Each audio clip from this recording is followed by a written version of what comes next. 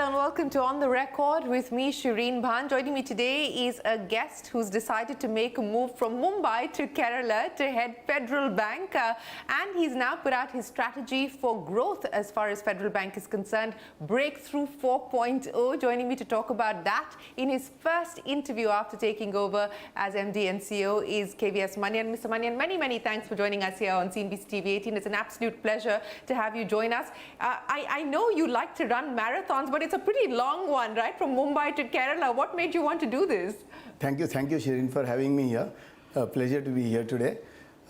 Yes, going back to Kerala is, as you might know, I have roots in Kerala. My parents were from Palghat in Kerala. We are Tamil-speaking Keralites. Though I had never lived there, my parents had moved to North Bombay and Delhi. But it's like going back to the roots in some ways. And now this decision, of course, was a very tough decision. Yes, in some ways, very easy decision as well. Tough decision because, my earlier employment, I was there for almost 30 years. Yes. And been part of that growth story, built several businesses, had fantastic relationships, learned a lot. Everything that I am today was from there. So it was a difficult decision to do that. But yet, I think wanting to run your own ship, captain of your own ship. Captain of your own ship made the choice easier? That was the easier, that is what made it easy, I think. And the opportunity itself of Federal Bank, very well poised, great journey. Pulled out of the pack of old private sector banks, clearly leagues ahead. Just the breakthrough into the top league is possible.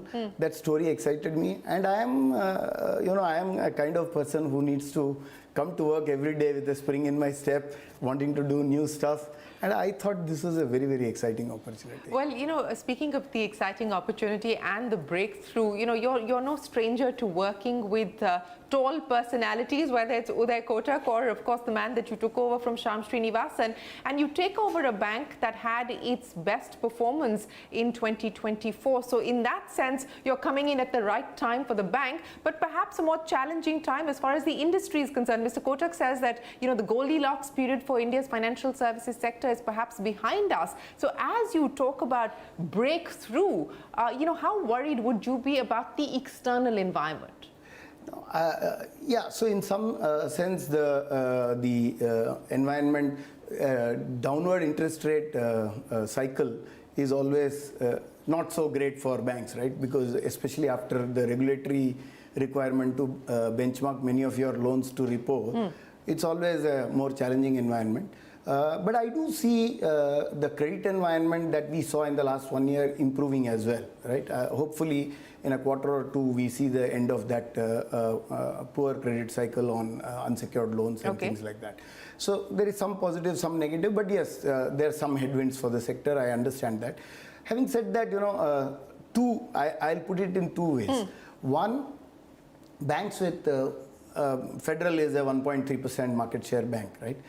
To some extent, I think we have to rest market share and grow and not be worried about, the biggies have to worry about the secular growth of the sector and their share in it, and therefore they can't gain share. So their growth becomes almost correlated to the sectoral growth. I think the smaller players have other levers to pull to grow. And I'm confident we have identified those levers and we'll be able to grow. That is number one. Second, I also see, this is a bank which is work in progress. I think great amount of work done in the last, my predecessor Shyam has done a fantastic job over the last 14 years that he spent here, brought it to a stage. But yet there is unfinished agenda, as it is natural, right? There is unfinished agenda, and we've been able to identify that unfinished agenda. And I think those can be used as lever for growth. And the last but not the least, for any new CEO, when you come in, you first start wondering whether you have the right team and therefore whether you can push growth. That is one thing that I don't have to worry about. I think the team is, of course, there are some gaps in talents which we'll have to fill at the margin, but the core team, I think I'm very confident the team is very good, and it helps me hit the road running with the kind of team that I inherit. Well, let's talk about hitting the road running then, and the focus areas that you've identified as part of your growth strategy, Breakthrough 4.0. And you've probably also seen, as I have, the analyst reports that have come in after your analyst meeting. And while everyone agrees with the direction that you are taking as far as growing the bank is concerned, there are questions and some concerns on the execution challenge and whether the targets that have been set, for instance, on return on assets and so on and so forth, are too ambitious and doable. How do you respond to that? So, Shirin, in fact, I clarified in my presentation there that those exact numbers are not important, right? The direction is important, one. Two, if there is a sectoral deflation or inflation of those matrices, obviously the point we were making is there is best three and next three, and we should lie somewhere in the middle of that pack. The parameters by themselves may change a bit here and there, but the idea is to lie in the middle of that pack, and that's the ambition. Just now, on some parameters, we may already be somewhere in the middle. Right. On some, we are behind. So the idea is to catch up with that. So that is one. So just to clarify, the absolute numbers are important, but you have to see it in a context. Yeah, they are not set in stone, and you have to see it in the context of the industry overall. Second, like I mentioned earlier, that yes, there is an aspiration built into it, some stretch built into it, yes. But I think the vision needs some stretch, and I am sure that team I have owns it. All the stakeholders that I have discussed the plan with are keen that we put some amount of stretch in the plan and go for it. And the confidence that the team will measure up to it is what is driving us. So let's talk about the stretch that you speak of, and you said that people are on board with stretching yourself. The question that analysts are asking is, what will this stretch entail in terms of OPEX, for instance? I mean, how much do you intend to stretch yourself on that front? Right. Investments. Right. So, we are not a bank which has a very comfortable cost to income ratio, as you know. I mean, we are at about 52, 53%, and I would say I have relatively low wiggle room on stretching that too much.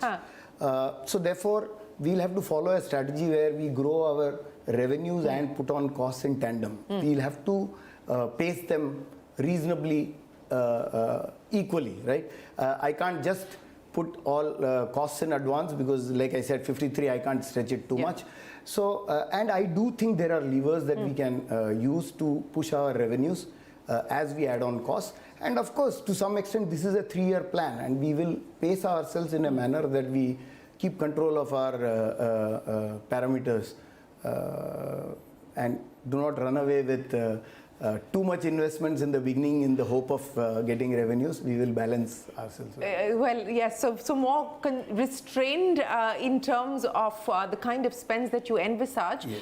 But if return on metrics is one of the aspects that you're focusing on as far as this plan is concerned, let's talk about some of the levers that you intend to exercise.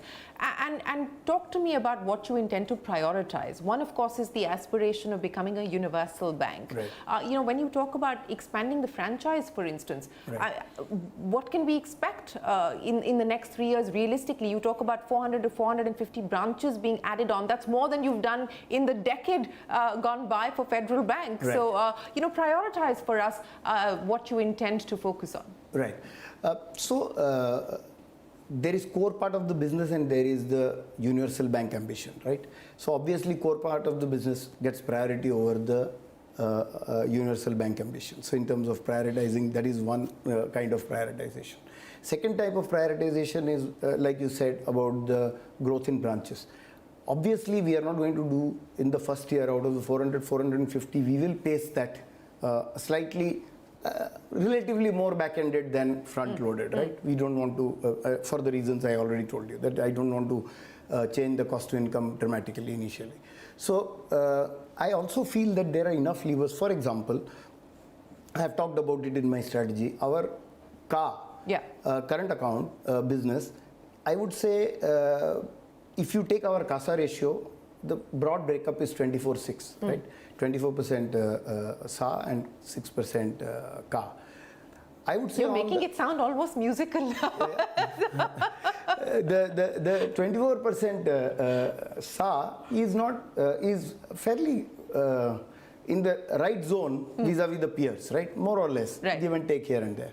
The 6 of CA is where our difference is, and that's the opportunity. Speaking of creating more revenue opportunities as well as new lines of business for the bank. Now again, plenty that's been highlighted there as potential opportunities that you're willing to look at. But will it be, if I were to ask you, will it be buy versus build? What makes strategic sense to you at this point in time? So I would say it's a mix of the two. In the core areas, I think it will be relatively more continue to build. Because there we have the skills, we have the distribution, we can still build without having to buy. There are areas where talent is required. Those are areas where I would say somewhere in the middle, build or buy.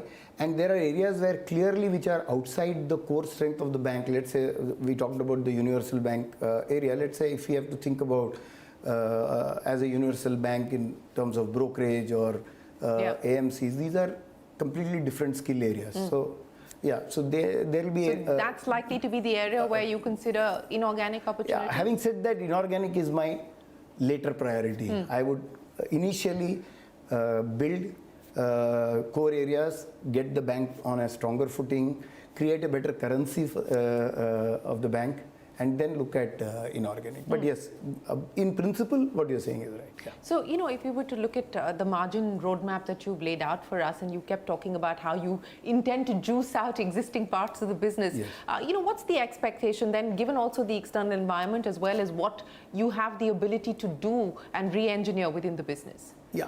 So, you know, like we said, initially, if the industry goes through a slight margin compression, we won't be completely insulated from that, right? We also have a floating rate book, and it will have some impact on that.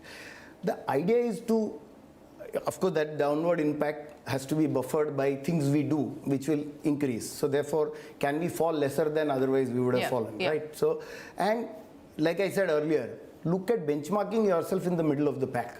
As long as we achieve that or are in a direction to achieve that, I think we are doing good. You know, what are the indications and the signs that you're getting as far as the economy is concerned? Private capex, for instance, and this is something that we've been talking about ad nauseum, and whether we're finally at the cusp of seeing it lift off or take off, so to speak, or it continues to sort of be the green shoots that everybody's looking at. Yeah. What's your own sense of what's going on there? Yeah, so I don't have much more sense than what many of you must have already read this, right? The credit growth, if it really has to get to the levels that, say, 13, 14, 15%, I think the corporate has to move out of the single digits, right? Today, corporate growth is in single digits, right? Credit growth, corporate credit growth.